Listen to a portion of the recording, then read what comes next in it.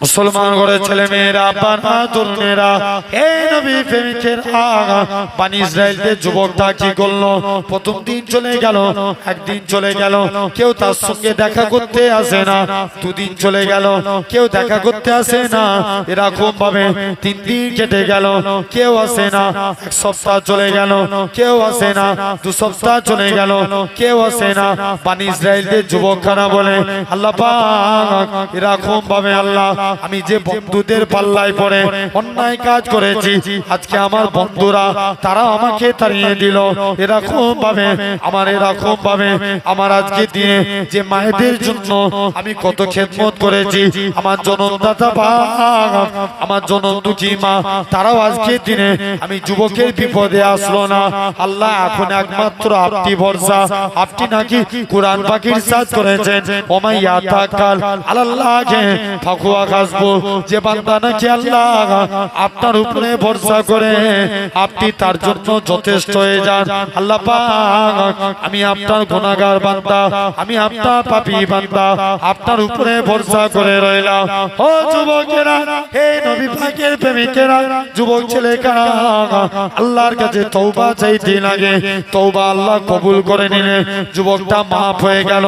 এমন সুইতে দেখতে পাওয়া যায় যুবকটা ইন্তেকাল হয়ে গেলে আমার আল্লাহ ডাক দিয়ে বলে, চলে যাও চলে যাও। হযরতে মুসা নবীকে ডাক দিয়ে বলে, এ আমার কালিমুল্লাহ, এ আমার নবী মুসা, ওই বান্দাটা আজকে দিনে আমি আল্লাহ তাকে আজকে দিনে কবুল করে নিয়েছি।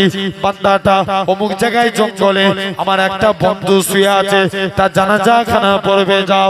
হে নওজোয়ান যুবকেরা, হযরতে মুসা নবী জঙ্গলের দিকে চলে আসেন। বানি ইসরাইলদের লোকেরা দেখে এই মানুষটা নাকি জিনাকারী। নবী মুসা বলে, আল্লাহ পাক, বানি ইসরাইলদের লোকেরা বলে, ওগো আল্লাহ পাকের নবী, হে হযরতে মুসা নবী, তুমি বলো ই নাকি জিনাকারী। আর বানি ইসরাইলদের লোকেরা বলে, ই নাকি আল্লাহ বলে, ই নাকি আল্লাহর নেককার বান্দা। আল্লাহ এটা কেমন করে সম্ভব? হে নওজোয়ান যুবকেরা, আমার আল্লাহ জানিয়ে দেয়, এ আমার কালিমুল্লাহ, এ আমার নবী মুসা, ওই বান্দাটা জিনা করেছিল ঠিকই কথা, কিন্তু আমি আল্লাহ আমার কাছে তওবা চেয়ে নিয়েছে। আমি আল্লাহ তাদের জীবনের গুনাহটাকে আমি আল্লাহ ক্ষমা করে দিয়েছি। আমি আল্লাহ তাহলে আমরা আল্লাহর কাছে তওবা চাইবো, বলি ইনশাআল্লাহ। জোর করে বলো। আজকে একটা ছোট্ট পয়েন্টের উপরে আলোচনা করব। আমরা আল্লাহর মুমিন বান্দা হতে চাই, রাজি আছি? কি হতে চাই? মুমিন বান্দা। কারা কারা রাজি? একবার হাত তুলে দেখাও তো দেখি। একটা বলেছি, তাকবীর মারো।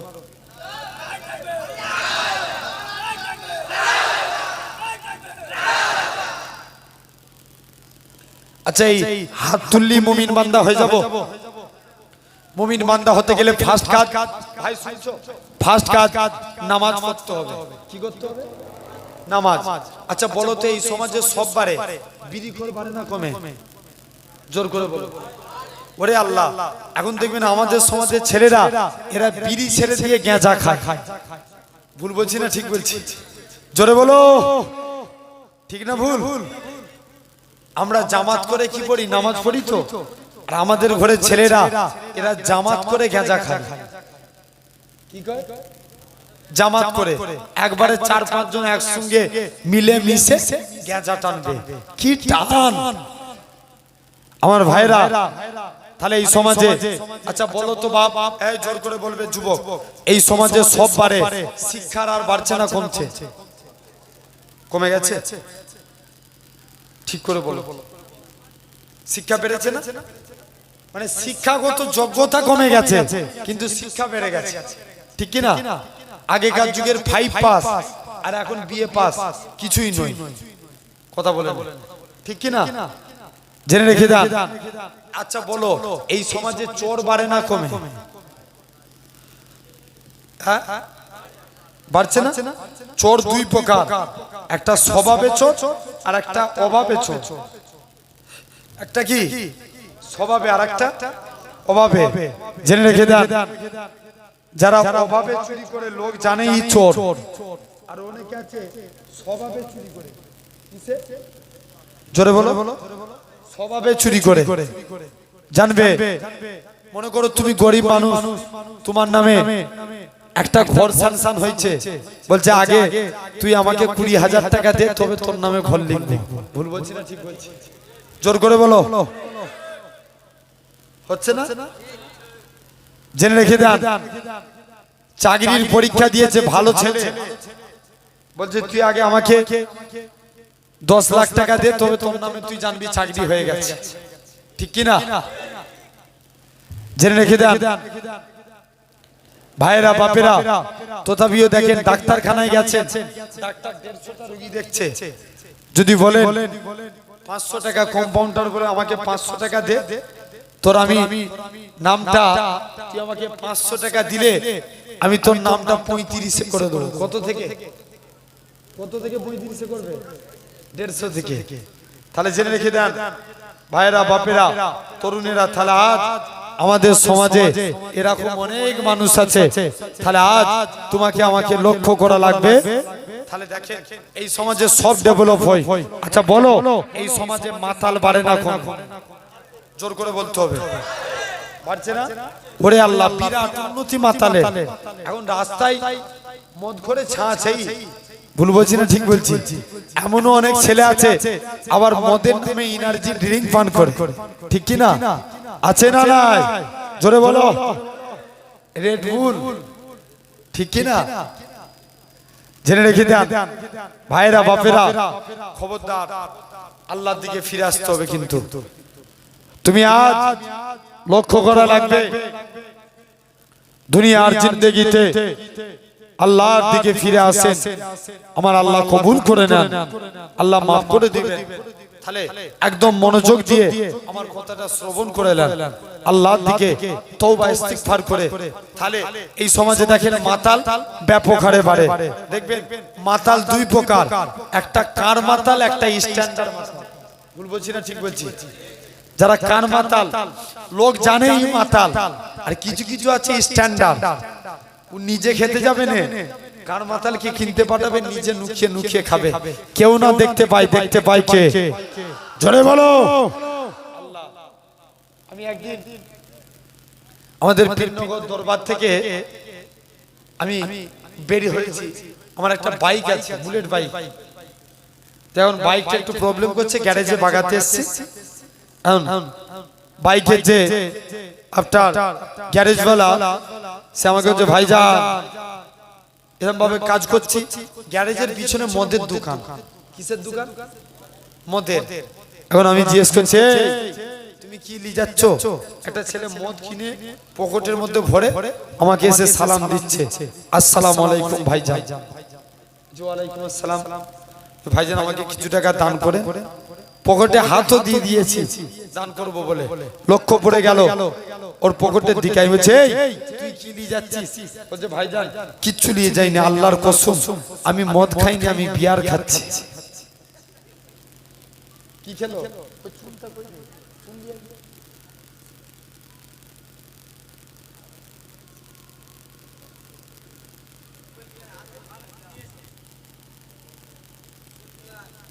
ঠিক আছে, জেনে রেখে দেন। তথাপিও ভাইরা এরকম ভাবে যুবক ছেলেখানা চিন্তার মধ্যে পড়ে গেলেন, বলছে যাই। তাহলে দেখেন লক্ষ্য করে এই সমাজে মাতাল ব্যাপক হারে বাড়ছে। ঠিক কি না? আচ্ছা বলো তো, মদ খাওয়া অবস্থায় স্ত্রী তালাক দিলে তালাক হবে না হবে না? ইয়েস, মদ খাওয়া অবস্থায় তালাক দিলে তালাক হয়ে যাবে। মদকে হারাম করেছে আল্লাহ, তুমি খেতে যাও কেন? আগে মাতাল মদ খেয়ে তার স্ত্রীকে ডাকছে, স্ত্রী দরজা খোল, দরজা খুলতে জানে, অনেকক্ষণ ধরে ডাকছে, লাস্টে কালে বলছে ওরে মা তোর পায়ে পড়ি, তুই দরজা খোল। কি বানালো স্ত্রীকে? জোরে বলো, মা। ওর যে ছেলে সে তো খেপে লাল হয়ে গেছে, আব্বা আজ থেকে 3 বছর আগে তোমার মা মরে গেছে, তুমি আমার মাকে নিয়ে কেন টানাটানি করছো? মাতার তখন মদের ঘরেই বলছে চুপ কর ভাই, চুপ কর। কাকে বানালো? ছেলেকে কি বানালো? স্ত্রীকে মা। শরিয়াতের মশলা কোথায় যাবে? আচ্ছা বলো, এই সমাজের লটারি খোর বাড়ে না কমে? জোর করে বলতে হবে। ওরে আল্লাহ, আর বাংলাদেশে হচ্ছে মদের দোকান করেছে, হুজুরকে নিয়ে গেছে দোয়া চাইছে। দোকান কিসের? জোরে বলো। মদের দোকান, হুজুর যে দোয়া চাইছে পয়লা বৈশাখ উপলক্ষে। আল্লাহ আল্লাহ আমাদের ছেলেরা, আল্লাহ আল্লাহ আমার ভাই বড় কষ্ট করে আল্লাহ ব্যবসা করেছে, আল্লাহ তুমি আমার ভাইয়ের এই ব্যবসায় বরকত দাও। দোয়া চা যাবে? জোরে বলো। চা যাবে না। তাহলে এই সমাজে দেখেন লটারি কর ব্যাপক হারে বাড়ে। একজন মুরব্বী সে আল্লাহর কাছে দোয়া চাইছে, আল্লাহ আমি তেমন কোনো লটারি কাটিনি, আল্লাহ মাঝে সাঝে কাটি। মাঝে সাঝে আল্লাহ তুমি কিছুদিন আগে আব্দুল করিমকে 5 লক্ষ টাকা দিলে, এতে আমি রাগ করিনি আল্লাহ। আল্লাহ তুমি কিছুদিন আগে আল্লাহ আব্দুর রহিমকে 50 লক্ষ দিলে, তাতেও আমি রাগ করিনি আল্লাহ। আল্লাহ আজকে আমি 30 টাকা দিয়ে লটারি কেটেছি, তুমি দয়া করে 1 কোটি টাকা পাই দাও। তুমি তো দয়ার সাগর আল্লাহ, তোমার দয়ার তুলনা নাই। তুমি 1 কোটি টাকা পাই দাও, তোমার যে কি ইবাদত করব আল্লাহ তুমি চিন্তা করে টের পাবে। কথা বুঝতে পারছো? তাহলে এই সমাজে দেখো ব্যাপক হারে লটারি করে বেড়ে গেছে। আবার বিড়ি খেলে ঠোঁট কালো হয়, মদ খেলে চোখ লাল হয়, লটারি খেললে গরিব হয়। আবার এমনও নামাজি বান্দা আছে এরা আল্লাহকে সিজদা দেয়, এদের কপালে একটা কালো স্পট পড়ে যায়।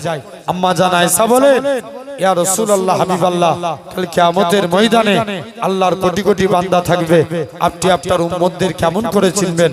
আল্লাহ রাসূল বলেছে, বিবি আয়েশা, যারা আমার প্রকৃত উম্মত হবে তাদের চেহারা দিয়ে আমি রাসূলুল্লাহ আমার নূরের জ্যোতি জ্বলতে থাকবে। জোরে বলে। হাবিব আজমি বলে, আল্লাহর একজন ওলি মাহবুব বান্দা ছিলেন। হুজুরের স্ত্রী খুব কড়া মিজাজের ছিল। কিসে? বলো বলো। কড়া মিজাজে। স্ত্রী বলে, হাগো স্বামী তুমি কোন মালিকের কাজ করো, এই মালিক চেঞ্জ করো, অন্য মালিক ধরো। হাবিব আজমি বলে, স্ত্রী সবর কর, আমার মালিক যেদিন দিবে ছপ্পর ফাড়কে দিবে। জোরে বলবে না? আর একটু জোরে হয় না? বলছে রোজই তো বলছো তোমার মালিক দিবে দিবে, দিবেটা কবে? এই টাকা না নিয়ে ঘর ঢুকলে ঘরই ঢুকতে দেবো না। হুজুর কাজ করতেন কি? জঙ্গলে বসে বসে আল্লাহকে সিজদা দিতেন। মুসলমান ঘরের ছেলে মেয়েরা, তরুণেরা,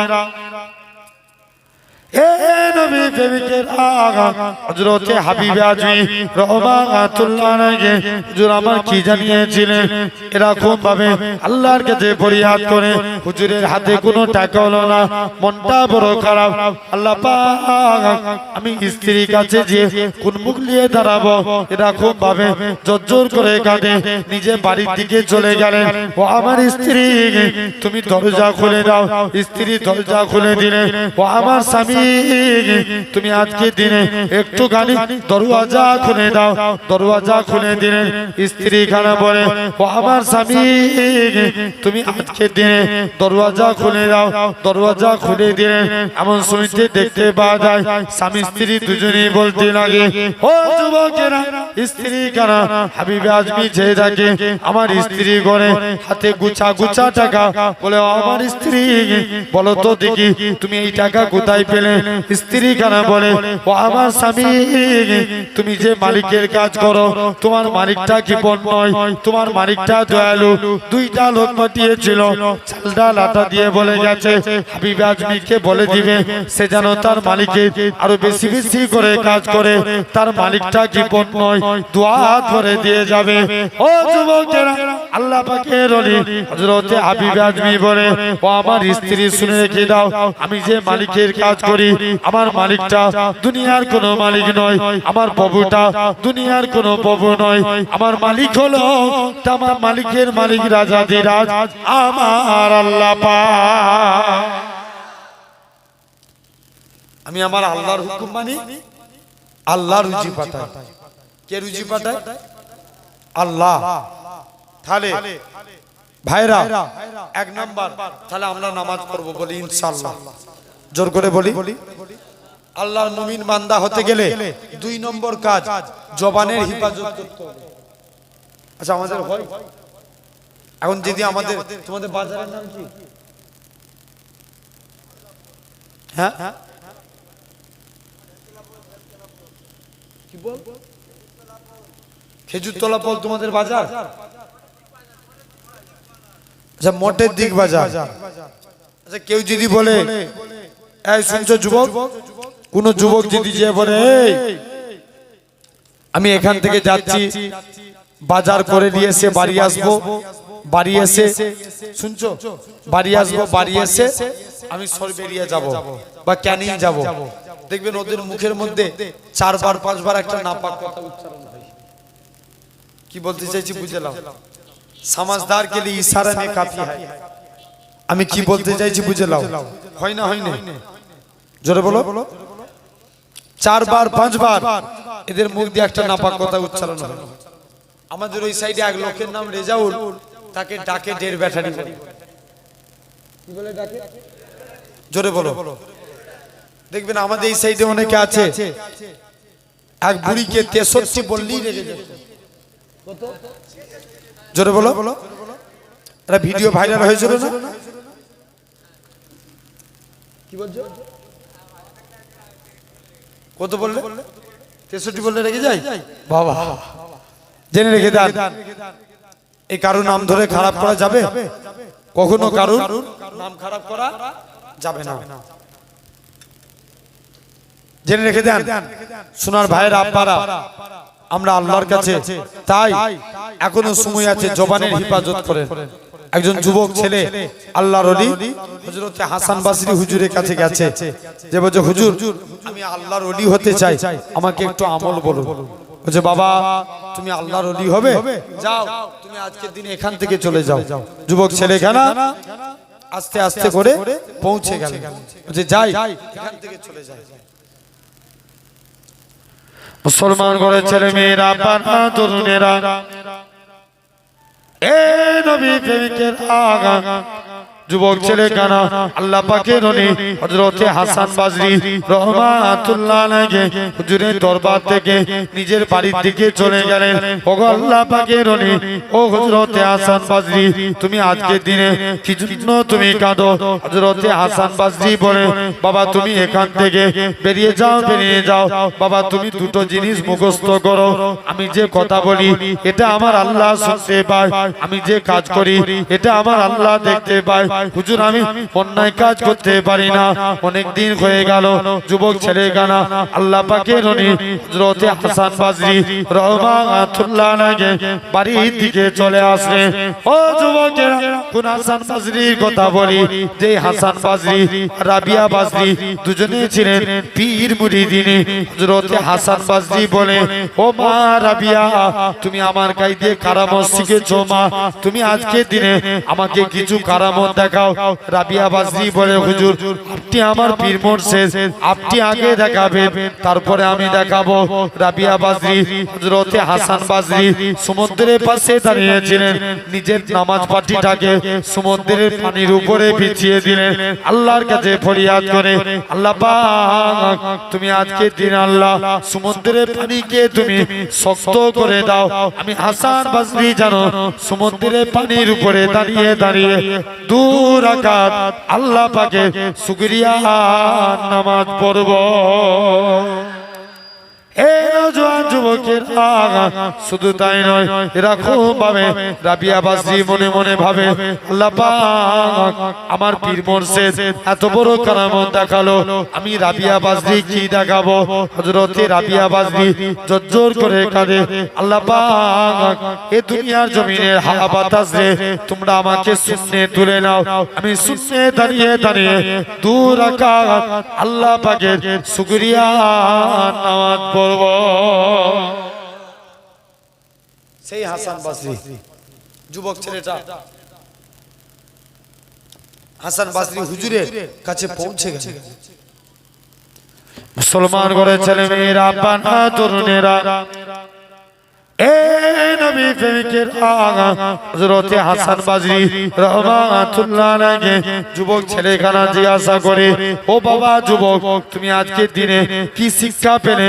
যুবক ছেলেখানা বলে, ওগো আল্লাহ পাকের রানী, ও হযরত হাসান বাজরি, হুজুর শুনে রেখে দেন, যখন আজকের দিনেতে আমি এরকম ভাবে আমি যখন অন্যায় কথা বলতে যাই, আমার মনে পড়ে যায় আমার কথাটা আমার আল্লাহ শুনতে পায়। হুজুর আমার মুখ দিয়ে যখন হারাম কথা বেরিয়ে যায়, আমার মনে পড়ে যায় আমি যে কথাটা বলি এটা আমার আল্লাহ শুনতে পায়। হুজুর আমি হারাম কথা বলতে পারি না, অন্যায় কথা বলতে পারি না। ও যুবকেরা, এরকম ভাবে হুজুর আমি যখন কোনো কাজ করি আমার মনে পড়ে যায় আমি যে কাজ করি এটা আমার আল্লাহ দেখতে পায়। হুজুর আমি হারাম কাজ করতে পারি না, অন্যায় কাজ করতে পারি না। আল্লাহ পাকের রানী হযরত হাসান বাজরি বলে, ও বাবা যুবক, খেদো না বাবা, খেদো না। আমি হাসান বাজরি জানিয়ে দিলাম, বেশক তুমি আল্লাহ ওলি হয়ে গিয়েছো। তাহলে ভাবো, 2 নাম্বার আমরা মুমিন বান্দা হতে গেলে জবানের হেফাজত করব। বলি ইনশাআল্লাহ, জোর করে বলো।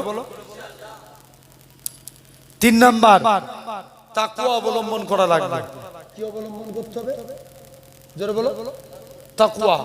তাকওয়া মিনিংস আল্লাহ পাক কুরআন পাকের মধ্যে বলছেন, আলা ইন্না আউলিয়াল্লাহি লা আলা ইন্না আউলিয়াল্লাহি লা খাউফুন।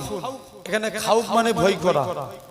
আবার আল্লাহ বলছেন, আলা ইন্না আউলিয়াল্লাহি লা ইয়ামুত। আমার ওলি মাহবুব বান্দা যারা, এরা মরে না, মরেও এরা জিন্দা। জোরে বলে। মরে কি? জোরে বলো। জিন্দা।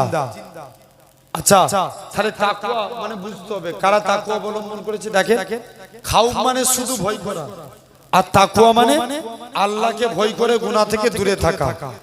তাকওয়া মানে কি বললাম? আল্লাহকে ভয় করে, জোরে বলো, গুনাহ থেকে দূরে থাকা। এই তাকওয়া যারা আমরা অবলম্বন করব, আল্লাহ আমাদের কবুল করে নেবেন। বলেন ইনশাআল্লাহ। জোর করে বলো। আসেন, তার আগে একবার দরুদ আল্লাহুম্মা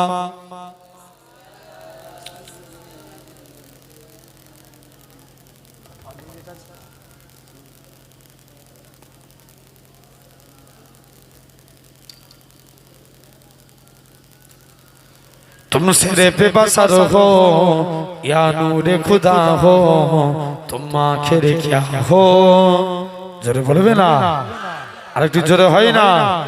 तुम सिरे पे बसर हो या नूरे खुदा हो, तुम आखिर क्या हो या नबी, तुम आखिर क्या हो। कुरान भी तुम्हारा खुद मदहसरा हो, तुम आखिर क्या हो या नबी, तुम आखिर क्या हो। जिब्रील बोले एक तारा देखा, जिब्रील बोले एक तारा देखा, फरमाया नबी ने वो तारा मैं था, फिर तारे सिदरा खुद सोच रहा हो। जरा बोलबे ना, फिर तारे सिदरा खुद सोच रहा हो, तुम आखिर क्या हो या नबी, तुम आखिर क्या हो। तुम सिरे पे बसर हो या नूरे खुदा हो, तुम आखिर क्या हो या नबी, तुम आखिर क्या हो। बस हमसे गेছে ঘেরা অল্লাই লেগে জুলপে, বস हमसे गेছে ঘেরা অল্লাই লেগে জুলপে, অন্নাজনে গে দাদা মা জাকে আঁখে कुरान के सिपारों मैं जुल्बानुमा हूँ, कुरान के सिपारों मैं जुल्बानुमा हूँ। तुम आखिर क्या हो या नबी, तुम आखिर क्या हो। तुम सिर पे बसर हो या नूरे खुदा हो, तुम आखिर क्या हो या नबी, तुम आखिर क्या हो। हर समते वो जागे, हर कल्ब में भिनगा, हर समते वो जागे हर कल्ब में पिनगा हैरान नजर गए और अकुल परेशान तुम मंजिल हो या मंजिल का पता हो जरूर बोलबे ना तुम मंजिल हो या मंजिल का पता हो तुम आखिर क्या हो या नबी तुम आखिर क्या हो तुम सिर पे बसर हो या नूरे खुदा हो तुम आखिर क्या हो या नबी तुम आखिर क्या हो है तुमको सजर ने आंखों में बसाया है तुमको सजर ने आंखों में बसाया और इसकी तुम्हारा दिल में बसाया तुम आँख की ठंडा तुम दिल की जिला हो जरूर बोलबे ना तुम आँख की ठंडा तुम दिल की जिला हो तुम आखिर क्या हो या नबी तुम आखिर क्या हो तुम सिर पे बसर हो या नूर खुदा हो तुम आखिर क्या हो या नबी तुम आखिर क्या हो अल्लाहुम्मा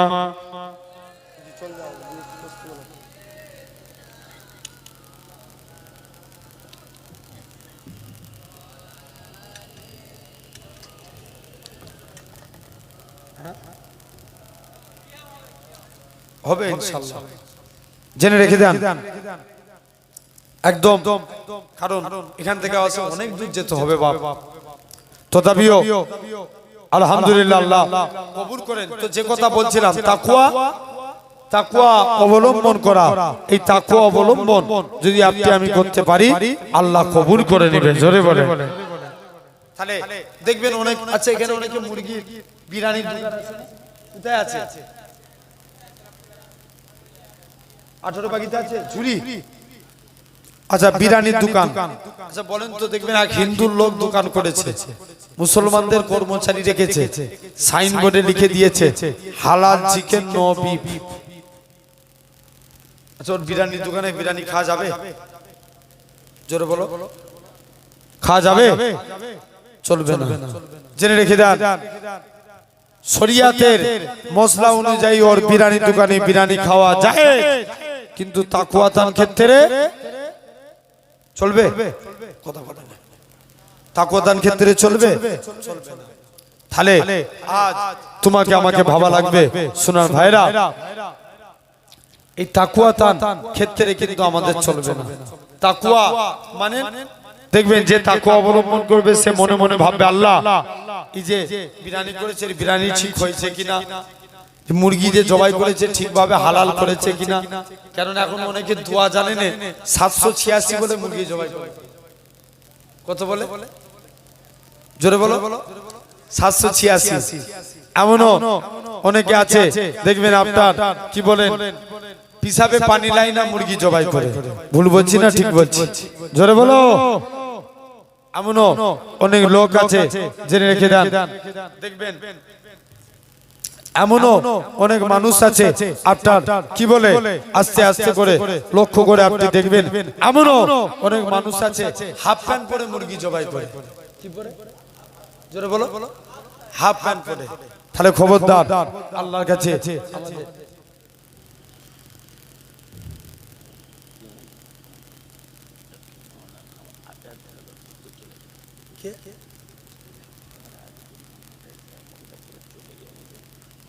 আমার তো অন্য জায়গায় যাও ভাই আমি তো বলে দিয়েছিলাম যে তোমাদের যে আপনি সবকে বললাম না ওঠার আগে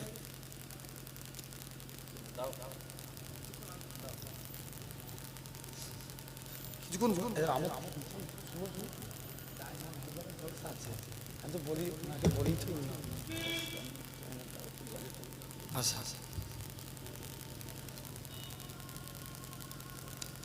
একবার দরুদ শরীফ আল্লাহুম্মা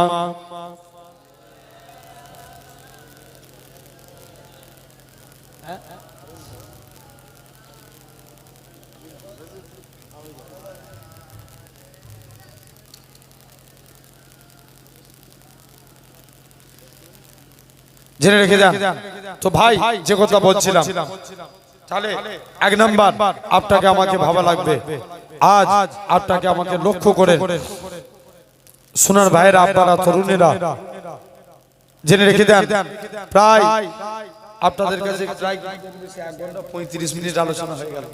আমি এমনি বলেছিলাম হয়তো আমার, জেনে রেখে দেন, আমার আগে এক বক্তা তিনি 1 ঘন্টা হয়তো অল্প টাইম পেয়েছে। আমার পরে তো বলেছে কাইয়ুম সাহেব আছেন, আব্দুল কাইয়ুম সাহেব, হরিন্দা, আলহামদুলিল্লাহ জেনে রেখে দেন ভাইয়েরা, আপনারা তরুণেরা, তাহলে আমরা তাকওয়া অবলম্বন করব বলি ইনশাআল্লাহ। এই তাকওয়া অবলম্বন করেছে আল্লাহর ওলি বড় পীর আব্দুল কাদের জিলানী। কোন বড় পীর? এক চোর 30 বছর চুরি করছে। কত বছর? জোরে বলো না। 30 বছর কেউ তাকে ধরতে পারে না। আর মনে মনে নিয়ত করছে আজকে বড় পীর সাহেবের বাড়িতে চুরি করতে যাব, হুজুর যদি ধরতে পারে জানবো হুজুর বড় পীর, আর না ধরতে পারলে আমি চোর বড় পীর। কে বলছে? জোরে বলো। চোর বলছে। চুরি করে ব্যাগের মধ্যে মালপত্র ভরে দরজা আঘাত করতে গেছে। দরজা খোল, দরজা খুলতে চাইনি, অনেকক্ষণ ধরে ডাকছে, লাস্টে গেলে বলছে ওরে মা তোর পায়ে পড়ি, তুই দরজা খোল। জেনে রেখে দেন এখন বড় পীর আব্দুল কাদের জিলানী রাহমাতুল্লাহ আলাইহির দরবার থেকে চোর যে এখন ব্যাগ নিয়ে বেরোতে যাবে, দরজার কাছে পৌঁছে যায়, যে দরজা খুলতে গেছে আল্লাহর কুদরত, অটোমেটিক দরজা বন্ধ হয়ে গেছে। জোরে বলে। দ্বিতীয়বার দরজা খুলতে এসেছে, আবার বন্ধ হয়ে গেছে, দ্বিতীয়বার দরজা খুলতে এসেছে, দরজা খুলে গেছে। তৃতীয়বারের বেলায় পুরোপুরি ব্লক, খালি হাতে গেলেও দরজা খুলছে না, আর ভর্তি হাতে গেলেও দরজা খুলছে না। চোর বলছে এবার পড়েছি ধরা, যাই বড় পীর সাহেবের যে কদমে পড়ে গেছে, যাই বড় পীর সাহেবের কদমে পড়ে গেছে। মুসলমান করে ছেলে মেয়েরা, পানা তরুণেরা, হে নবী প্রেমিকের আগা, কোন আব্দুল কাদের জিলানীর কথা বলি। আল্লাহ পাকের ওলি হযরত আব্দুল কাদের জিলানী রাহমাতুল্লাহ আলাইহি হুজুর আমার কি জানিয়েছিলেন, ও বাবা আব্দুল কাদের, তুমি কি জন্য আজকের দিনে, কোন আব্দুল কাদের শিশু বেলায় মসজিদে বসে আছে, অনেক নামাজিরা সব মসজিদের দিকে চলে যায়, আল্লাহ পাকের ওলি হযরত আব্দুল কাদের জিলানী বাচ্চা ছেড়ে মসজিদের সিঁড়ির মধ্যে বসে আছে। বড় পীর আব্দুল কাদের জিলানী যারা সিঁড়ির মধ্যে উপরে জুতো খুলছে, হুজুর তাদের জুতো নিচেই করে দিচ্ছে, যারা নিচেই জুতো খুলেছে তাদের জুতো উপরে করে দেয়। আল্লাহ পাকের ওলি হযরত আব্দুল কাদের জিলানী রাহমাতুল্লাহ আলাইহি হুজুর আমার কি জানিয়েছিলেন, এরকম ভাবে সব নামাজিরা প্রতিদিন গোলমাল করে, উপরে জুতো নিচেই করে, নিচে জুতো উপরে করে, সব নামাজিরা দেখে কে জুতো সরায়। প্রথম দিন দেখে জুতো গোলমাল, দ্বিতীয় দিন দেখে জুতো গোলমাল, তৃতীয় দিনে একজন বলে দাঁড়া আজকের দিনে নামাজ না পড়ে আমি জুতো খানা সরাই, কে জুতো সরাই দেখবো। আল্লাহ পাকের ওলি হযরত আব্দুল কাদের জিলানী রাহমাতুল্লাহ আলাইহি হুজুর আমার কি জানিয়েছিলেন, আব্দুল কাদের জিলানী উপরে জুতো নিচেই করে, নিচে জুতো উপরে করে। ও যুবকেরা, আল্লাহ পাকের ওলি হযরত আব্দুল কাদের জিলানী রাহমাতুল্লাহ আলাইহি হুজুর আমার জানিয়েছিলেন, এরকম ভাবে বাবা আব্দুল কাদের হযরত আবু সালেহ মুসা জাঙ্গি বলে, ও বাবা আব্দুল কাদের, তুমি কেন এরকম কাজ করো, উপরে জুতো কেন নিচেই করো, নিচে জুতো কেন উপরে করো। আল্লাহ পাকের ওলি হযরত আব্দুল কাদের জিলানী রাহমাতুল্লাহ আলাইহি জানিয়েছিলেন, ও বাবা আব্দুল কাদের, আমি উপরে জুতো নিচেই করি, নিচের জুতো যারা আল্লাহ জান্নাতি মানুষ তাদের জুতো গুলোকে উপরে জুতো নিচেই করি, নিচের গুলো উপরে করে দিই, যারা আল্লাহ জান্নাতি মানুষ তাদের জুতো উপরে করি, যারা জাহান্নামী তাদের গুলো নিচেই করে দিই। এরকম ভাবে আল্লাহ পাকের ওলি হযরত আব্দুল কাদের জিলানী বলে, আমি নিজের ইচ্ছায় করি না, আল্লাহর হুকুমে করতে থাকি। আমি নিজের ইচ্ছায় এ কাজ করি না।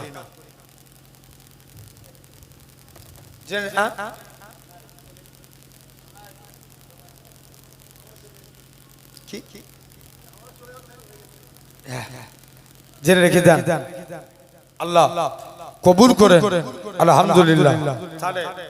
আমারও চলে যাচ্ছে।